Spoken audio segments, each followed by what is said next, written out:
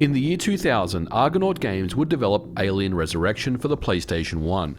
It was based on the 1997 film of the same name, but its troubled development meant that it finally would show up 3 years later. Now, when people think about Alien Resurrection, it's widely remembered as one of the first ever FPS games that applied modern analog controls that are commonplace in video games today. The game itself came right at the tail end of the PlayStation 1's life cycle, and push the hardware to its absolute limits. The technology here is very impressive, and I personally have fond memories of playing the game back in the day, even if it was on the very difficult side. As for the game itself, its mixed reviews were polarizing, with some reviewers calling it easily the best first-person shooter on the system, while others complained of its difficulty and even its control system. Still, the game for me has aged pretty well, all things considered, and I always enjoyed the work that was done on the game.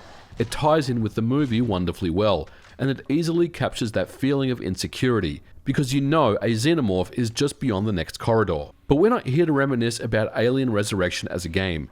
Instead, I want to talk to you about a few hidden secrets that are in the game that up until this video have never been made public.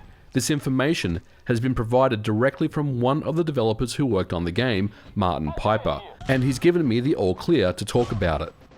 Martin reached out to me after watching my video about Tony Hacks, a soft mod that involves a copy of Tony Hawk 2 and 3 and a save game exploit to unlock and boot backup CDs on a PlayStation 1 without requiring a mod chip. He reached out to me and said if you have a copy of original Alien Resurrection, then all you need is the correct cheat code, and it will then wait for a disk swap and boot into any new disk. What this means is essentially that Alien Resurrection is a boot disk for playing backups, which is very interesting because I've never heard of a commercial game with this type of feature. Sony would certainly never approve something like this when it came to certifying the game and releasing it on the shelves. And yet, this feature is here. After 23 years, I can confirm that Alien Resurrection on the PlayStation 1 indeed has a secret cheat code that can enable the game to act as a boot disk for playing CDRs. Let's check it out. Today's video is brought to you by Surfshark VPN. With internet privacy being such a huge deal these days, it's more important now than ever to protect yourself. With Surfshark VPN, you can easily hide your IP address and encrypt all data that you send and receive. You can easily switch regions to other countries in the world. This means not only your true IP address and identity is masked, it also means you can get around any annoying geolocation locked video content. You know, the ones that say, this video isn't supported in your country? This can get annoying for me when I want to watch local Aussie news. With Surfshark VPN, I can switch my country to Australia and this problem simply goes away. When I'm researching my videos, because of the nature of my channel, sometimes I need to access older unsecured websites of modding and the underground, and I feel safer knowing that my true IP address is not exposed to these sites. Surfshark VPN also allows you to connect to unlimited devices simultaneously on a single account, and this includes Windows devices, Linux, Android, iOS, Amazon Fire TV, and much more. To get an exclusive Surfshark deal, enter promo code MVG for an extra 3 months free at surfshark.deals/MVG. And if you think it sucks, there's a 30-day money-back guarantee, which will give you plenty of time to try out Surfshark VPN risk-free. Now for this portion of the video, I want to do this as unedited as possible to kind of walk you guys through how this thing actually works. Now, of course, to get started, you need a couple of things. Of course, you need a PlayStation 1 system. Now, I'm using my newer PS1 model here, but any PlayStation 1 should work. Make sure that you have something wedged down into that tray eject sensor. You've seen them on the original model PS1s where you can basically hold it down with your finger and then insert a disc with the tray open and it will boot. So the same thing will apply with the PS1. Now, of course, we need a copy of Alien Resurrection, and this is my original US version. It's stock. It's actually still in pretty good condition here.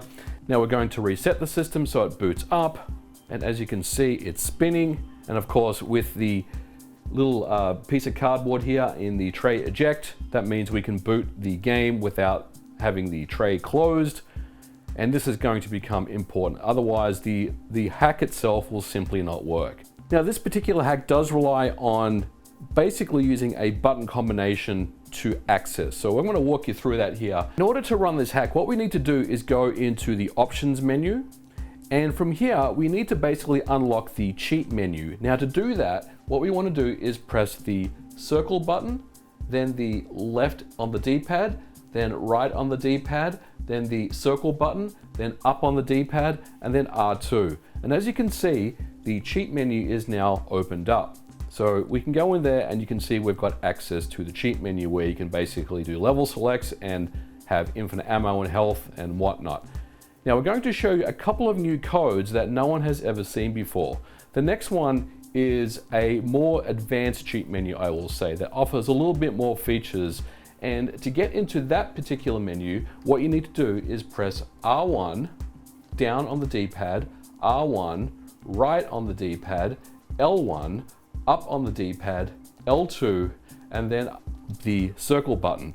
And when you do that, you'll hear a little sound, a little bonk sound. Now, if we go back into the cheat menu, you can see now that we have access to a more granular cheat menu level select where we can actually select the specific sections of the game. Now, we're almost at the part here where we can actually run the boot disk. But what we want to do now is go back, and we're back at the options menu here.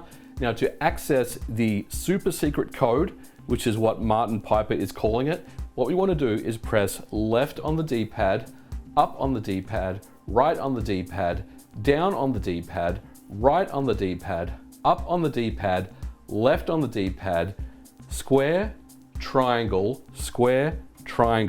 and then press L1. And again, you'll hear a bonk sound or a noise that indicates that the cheat has taken. So now if we go back into the cheat menu, and what we want to do is go to level 6 and section 1. So we'll select section 1 right here. Now, this is the important part. What you want to do is hold down L1. So you hold down L1 and then you press the cross button. We press cross, and as you can see, the screen has gone black and our disk has stopped spinning. Now what we can do is we can take a backup, a CDR, which is here, Silent Hill 1 on the PS1. I've just burnt this just a couple of days ago. And now I want to be very careful that when I take this disk out, I do not remove the tray eject sensor piece of cardboard I got here. And we put in our CDR. And when we do this, we want to hold down the square and the triangle button at the same time. So we're still holding L1, we're also holding down square and triangle, and now we let go. And as you can see, the disk spins up, and hopefully it should boot directly into our CDR. Let's give it a second here, and as you can see, we have booted into a burnt CDR. This is absolutely amazing to me that a commercial game has this feature. Now, when I did talk to Martin about this particular feature, of course, this was never disclosed. When you submit video games to Sony, you have to disclose your cheat codes that are in use with any submission that you do. But of course, this particular one was not disclosed to Sony for obvious reasons. But very, very fascinating, 23 years in the making, that you can actually boot into burnt CDs off a commercial game like Alien Resurrection.